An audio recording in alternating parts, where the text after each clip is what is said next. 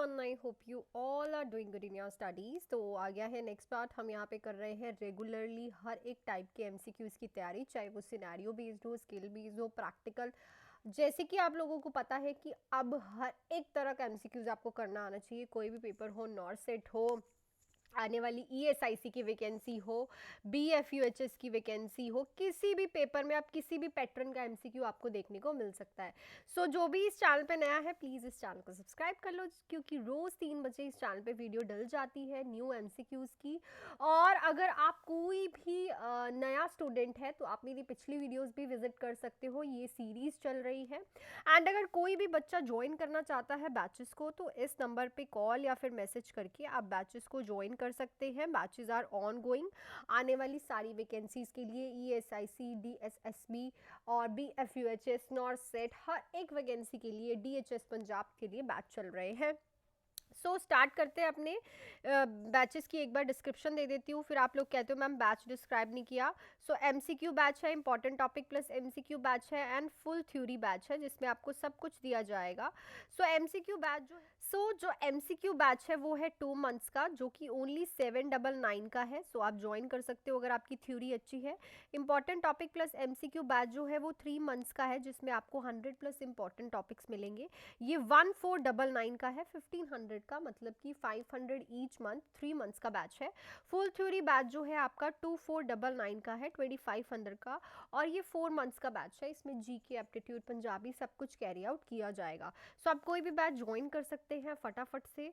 Call details आपको मैं यहाँ लिख रही हूँ और अपने हम क्वेश्चंस पे चलते हैं।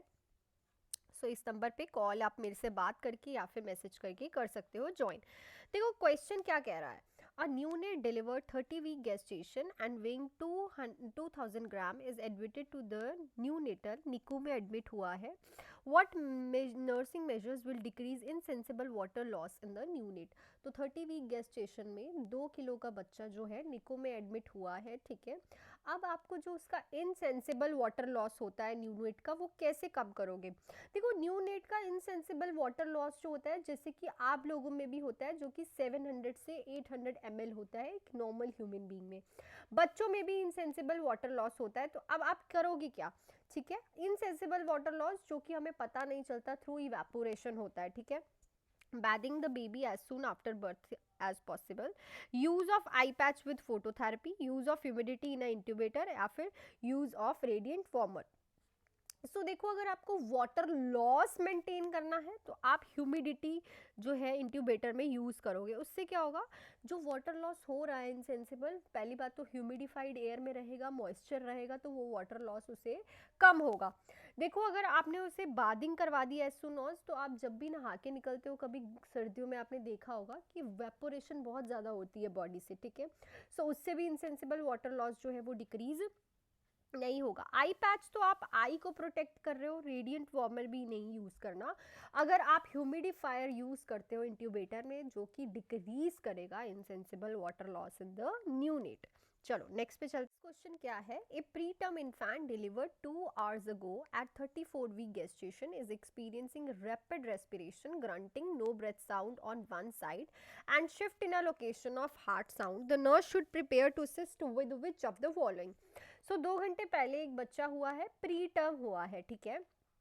अब क्या हो रहा है, उसको रेस्पिरेशन रैपिड आ रही है और ग्रंटिंग हो रही है। ग्रंटिंग जहाँ होती है वहाँ पे एयर प्रेजेंट होती है, ठीक है।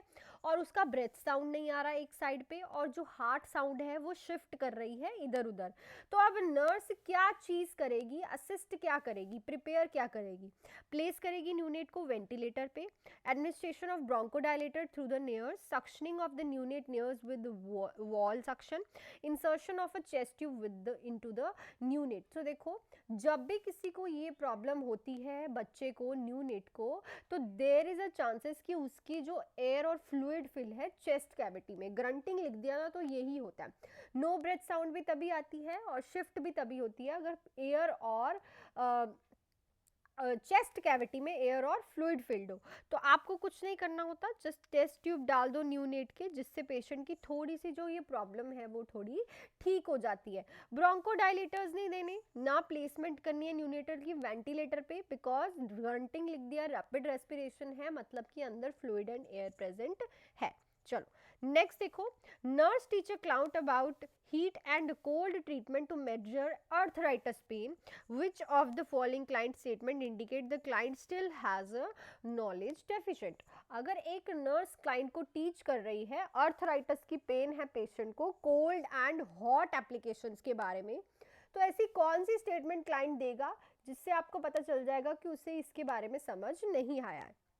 I can use heat and cold as often as I want. When heat, I should apply it no longer than 20 minutes at a time. Heat producing elements can be used with other heat devices. 10 to 5 minutes per application is a maximum time for cold application. So देखो इसी question में बहुत सारे questions बन जाते हैं one liner भी. सबसे पहले से 15 मिनट जो है आप उससे ज़्यादा कोल्ड एप्लीकेशंस याद यूज़ नहीं करते. सो ये बिल्कुल राइट है. अगर वो ये स्टेटमेंट बोलता तो हमें समझ आता कि उसे सब समझ आ गया है. दूसरा, और कभी भी यूज कर सकता है वो हीट एंड कोल्ड एप्लीकेशन, ठीक है, ये भी बिल्कुल सही है. और 20 मिनट से ज्यादा आपको कभी भी हीट एप्लीकेशंस जो यूज नहीं करनी होती. 3 क्वेश्चंस निकल गए हैं. 15 मिनट कोल्ड एप्लीकेशन यूज करते हैं, उससे ज्यादा नहीं. 20 मिनट्स हीट एप्लीकेशंस को. और थर्ड क्वेश्चन जो आपका खुद का इटसेल्फ है कि जो हीट प्रोड्यूसिंग लाइनामेंट्स होते हैं, ठीक है, वो आप जब ऑलरेडी आप हीटिंग प्रोडक्ट्स यूज़ कर रहे हो उसके साथ और ज़्यादा हीट प्रोडक्ट्स थोड़ी यूज़ करोगे, ठीक है. सो वो क्या कर सकते हैं, बर्न कॉज कर सकते हैं. सो ये जो स्टेटमेंट है बता देगी नर्स को कि उसे और ज़्यादा अंडरस्टैंड करना पड़ेगा इसकी टीचिंग के बारे में. Next, in planning care for the client who has had a stroke, the nurse should obtain a history of a client functional status before the stroke. Because देखो, अगर एक पेशेंट को स्ट्रोक हुआ है तो आप उसका फंक्शनल स्टेटस चेक करने के लिए, फंक्शनल होता है कि वो अपनी लाइफ में क्या क्या फंक्शंस कर रहा है, जॉब कर रहा है, घर के काम कर रहा है, इधर उधर अपना जो इनकम कमा रहा है वो कैसे कमा रहा है, उसका वर्किंग स्टेटस क्या है. अगर आप उसके लिए आप पेशेंट की हिस्ट्री ऑब्टेन कर रहे हो तो वो क्यों कर रहे हो? क्योंकि आपको रिहेबिलिटेशन प्लान करनी है, या फिर आपको functional status before the stroke will help predict outcomes, या फिर वो जान के आपको आउटकम्स का पता चल जाएगा. It will help the client recognise his physical limitation. So वो हेल्प करेगा पेशेंट को बताने में कि उसकी लिमिट्स क्या है, वो क्या क्या कर सकता है. The client has be expected to regain much of his functioning. So देखो, अगर आप किसी की भी हिस्ट्री लेते हो, अगर उसको स्ट्रोक आया था उसके बाद आप उसकी हिस्ट्री ले रहे हो, इसीलिए लेते हो ताकि आप रिहेबिलिटेशन में उसे उसी स्टेट ऑफ माइंड में लेके जा सको जिसमें वो पहले था, ठीक है. बीमारी के बाद पेशेंट को यही होता है कि वो जैसे पहले काम करता था वैसे ही वो काम करे. आप भी तभी हिस्ट्री लेते हो कि हम उसे उस लेवल तक रिहेबिलिटेट कर पाए जिस लेवल तक वो पहले था, बिफोर जैसे वो था बीमारी से पहले वैसा ही वो बन जाए.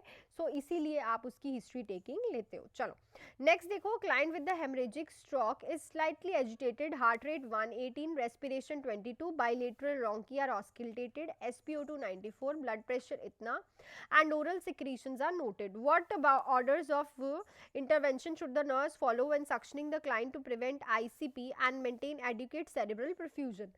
सो एक हेमरेजिक स्ट्रोक वाला पेशेंट है, ठीक है, वो बहुत ज़्यादा एजिटेटेड है, उसका हार्ट रेट देखो कितना बड़ा हुआ है, ठीक है, रेस्पिरेशन भी बढ़ी हुई है, बाइलेटरल लॉन्काई साउंड आ रही है उसकी, SpO2 उसका 94 चल रहा है, ब्लड प्रेशर उसका 144/88 है, बढ़ा हुआ है, और ऑरल सिक्रेशंस भी देखने को मिल रही हैं, ठीक है. तो अब जब आप सक्शनिंग करोगे तो सक्शनिंग का सबसे पहला कॉम्प्लिकेशन होता है कि वो इंट्राक्रेनियल प्रेशर इंक्रीज कर देता है, ठीक है.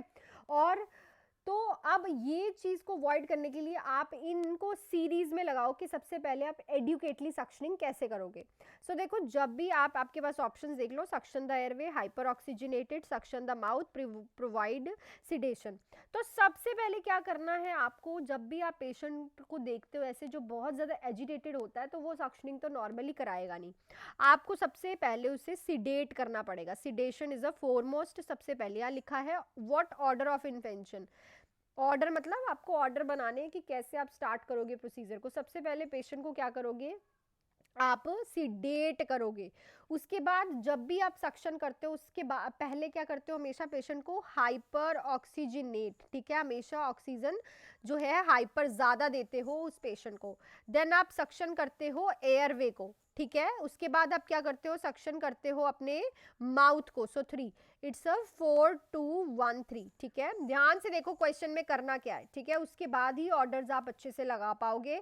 सबसे पहले सिडेट करो, फिर हाइपर.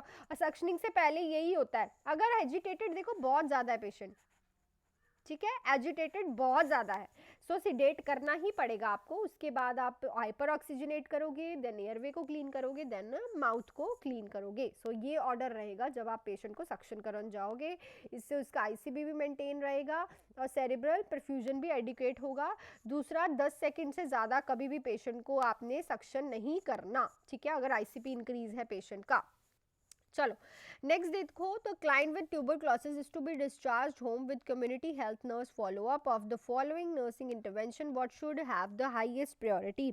तो एक ट्यूबरक्लोसिस का पेशेंट डिस्चार्ज हो रहा है तो कम्युनिटी हेल्थ नर्स जो है उसे फॉलोअप के बारे में बताएगी, तो क्या चीज़ उसको हाईएस्ट प्रायोरिटी में रखेगी। ठीक है, जब आप फॉलोअप देते हो ट्यूबरक्लोसिस वाले को, तो जो कम्युनिटी हेल्थ नर्स है वो किस चीज़ को प्रायोरिटी में रखेगी। Offer the client emotional support, teaching the client about the disease and it's treatment, coordinating various agency services, assessing the client environmental for sanitation।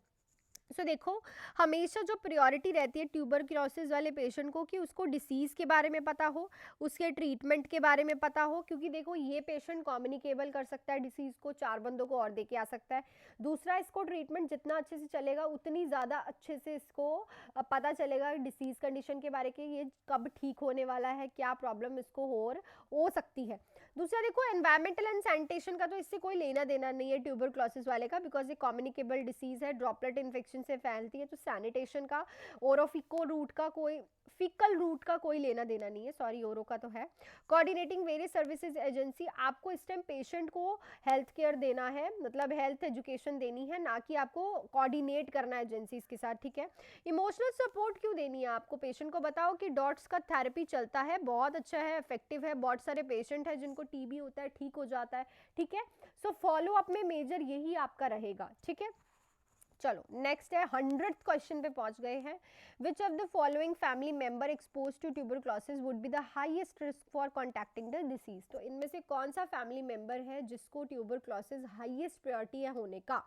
45 years old mother, 17 years old daughter, 8 years old son, 76 years old grandmother। So I know कि ये दोनों तो आप confuse नहीं होगे, इसमें confuse हो जाओगे, तो इस क्वेश्चन का आंसर आप मुझे कमेंट सेक्शन में लिख के बताओगे कि कौन सा पेशेंट है जिसको ज़्यादा रिस्क है ट्यूबरक्लोसिस होने का। एज ग्रुप आपको दे दिया है, अगर आपने अच्छे से किया होगा तो आपको याद होगा कि कौन पेशेंट सा ज़्यादा रिस्क पे है, 8 ईयर्स का सन या फिर 76 ईयर्स ओल्ड की ग्रैंड मदर। सो कमेंट में ज़रूर लिखना।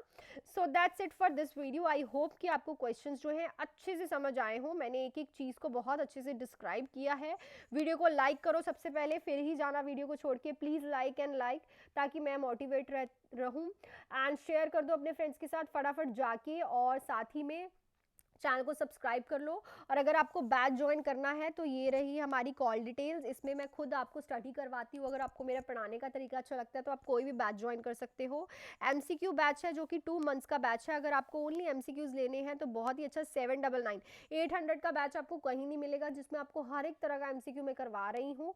एंड उसके बाद MCQ plus important topic batch जो है आप ज्वाइन कर सकते हो, 3 मंथ्स का बैच है ये, जो कि 1499 1500 का बैच बच्चों 500 प्लस, मतलब 500 पर मंथ, 500 रुपया पर महीना, जो कि ट्यूशन फीस भी नहीं होती। सो आपको इसमें मैं प्रॉपरली इंपॉर्टेंट टॉपिक 100 प्लस करवाने वाली हूँ। एमसीक्यूज प्रॉपरली होने वाले हैं, 3 महीने तक ये चलेगा।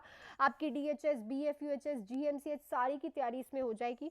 और अगर आपको बेसिक से करना है भाई, जीरो से नर्सिंग ऑफिसर बनना है, तो फुल थ्योरी बैच जो है 4 मंथ्स का बैच है 2500 का। सो ये बैचेस आप ज्वाइन कर सकते हो फटाफट से इस नंबर पे कॉल या फिर मैसेज करके। So thank you so much, मिलती हूँ कल फिर से 3 बजे नए क्वेश्चंस के साथ। So all the best and do hard work और make your parents proud. Thank you.